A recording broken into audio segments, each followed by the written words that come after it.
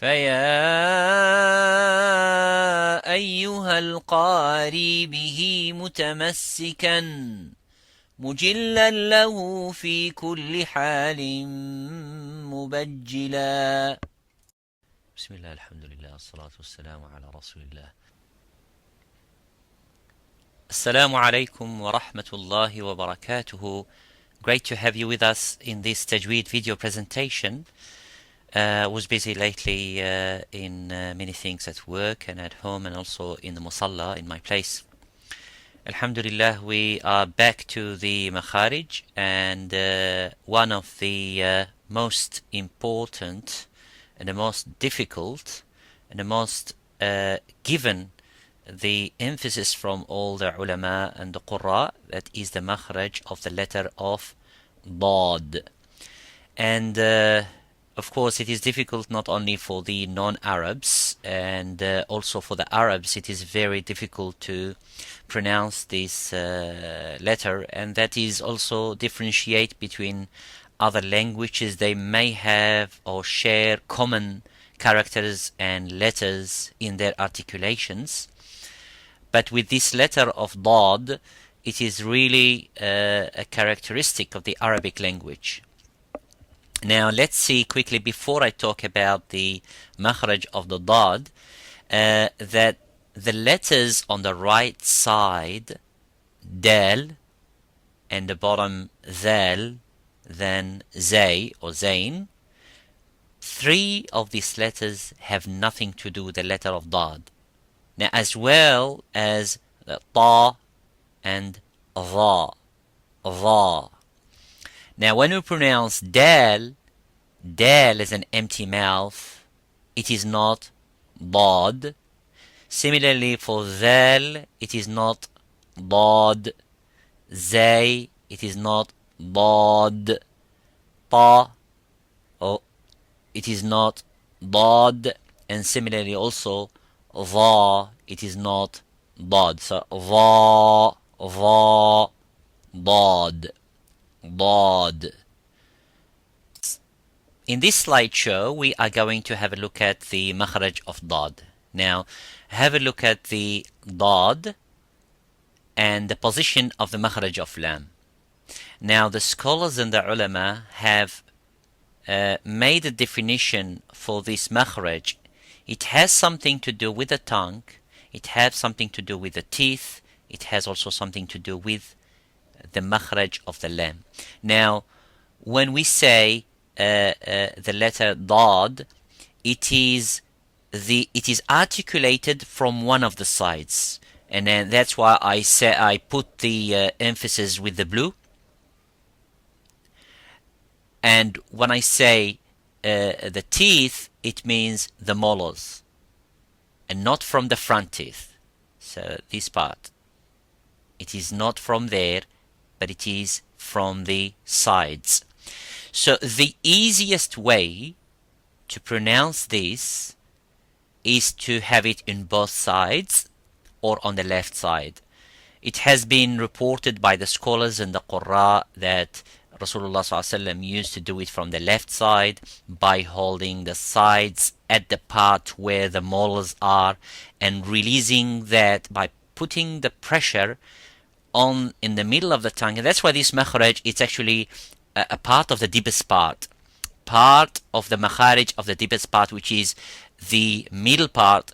When you say Jim and Sheen and Ya, then straight away the ulama add letter Dad as it is in the middle and not in the front. So this is one of the letters that it's also pronounced and articulated from the middle part of the tongue by putting the pressure in both sides or on one side, probably the left side, and then releasing slightly the tongue towards the front without touching. So up to the makhraj of the lam. Now, where is the makhraj of the lam? We're going to see this later on. But where is the cursor now and the pointing of this arrow? It is the makhraj of the lam there. So you say al.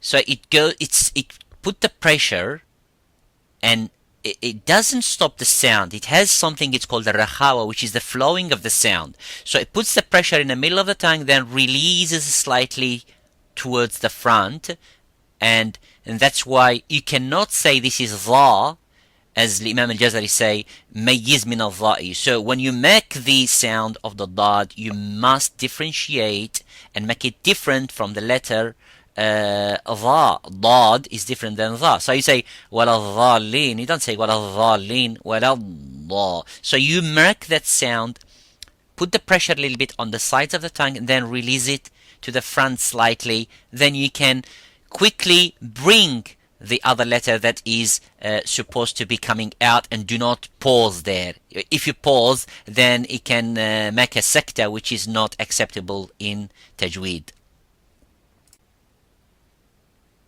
So that's what I was saying, that the letter dad will put slightly pressure and releases so the air can come from the back and goes to the front and produce that sound of dad. And then what is the arrow of the black arrow going from the makhraj of the side, either the edge, holding the edges, both edges, or one side of the edge, which is the left side. That's the easiest one.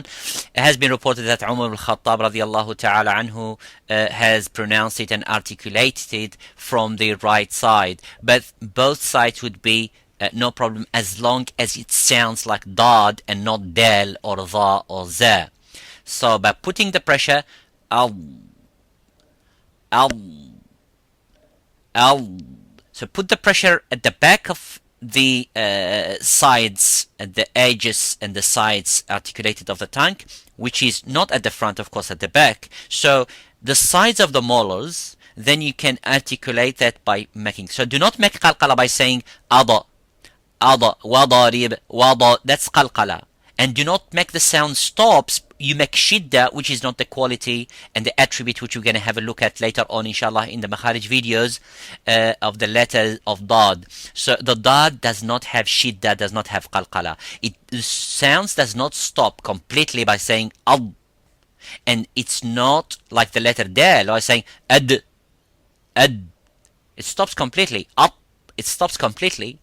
Okay, but for the dad, it doesn't stop completely, but release slightly towards the front, towards the makhraj of the lam, but it doesn't touch the front of the top front of the mouth. So by saying that, al, or al. So I'm doing it on both sides or on the left side. Of course, this is a very difficult, but by practicing again and again, the scholars say you will be able, inshallah, with the help and the guide of the Qur'an, to pronounce it properly. So let's see the common mistakes. Now, the common mistakes is to say waladha, bring your tongue slightly out. This is a common mistake by saying waladhalin, waladha. Do not bring your tongue outside at all of the mouth. Do not bring it even to the front, so it has to be at the back. So dad, as I said at the first slideshow, it is not dha, it's da. Also, do not make it dal. Otherwise, the word actually in Arabic, when it has that little alif above the ta, it is dha, and wala dhalin, and dhalin means those who are remaining. Dhalla yadhallu, so which means you are remaining and staying. And this is different meaning what the tafsir is saying, and the meaning of the word al-dalal or al-dhalin. Similarly, والضرب. So you don't say والضرب or والض by bringing your tongue a little bit outside. Do not do that. Similarly, the hardest part, have a look at this, عضد. Now, most of the people would think that dad and dal here are the same by saying عدد. This is in Surah Al-Kahf. وما كنت متخذ المضلين عضدا, and not عددا. So we have to be careful not to make also the zay. So some people may make the letter dad. ولا الزالين ولا الضالين ولا الضالين ولا الدالين. So they're all wrong. Or making lam, walallalin. So these are wrong. So to be careful, make that sound pronounced from the edges and the sides of the tongue. Walal, walallah, walladhi, abuda. So you will not be able to see the difference unless you sit in front of the Qur'an and the Mashayikh or a teacher, and those who have been practicing again and again along with the Qur'an and the Mashayikh, or those who have ijaza, they will be able to help you with pronouncing the dad properly. And this is, of course, it differentiates between person to person. A person may be an Arab but will not be able to pronounce it properly. Maybe he will pronounce it different than somebody else. So do not try to. Sometimes maybe a person we enter try to read the Quran in the prayer in the salat and try to emphasize by saying that, and goes away. The concentration will go away and the devotion will go away. So instead, غير المغضوب and start doing that. This is called al-waswas. Now try to practice this again and again by yourself and practicing with the Qur'an and the Mashayikh. Then when we come in the prayer, inshallah, will become easy. Otherwise, if a person try to insist and emphasize in the prayer, then it will become a difficult thing, and it may have a defect in the prayer. Barakallahu fikum, jazakumullahu khairan. Assalamu alaikum wa rahmatullahi wa barakatuh. هنيئا مريئا والداك عليهما ملابس أنوار من التاج والحلى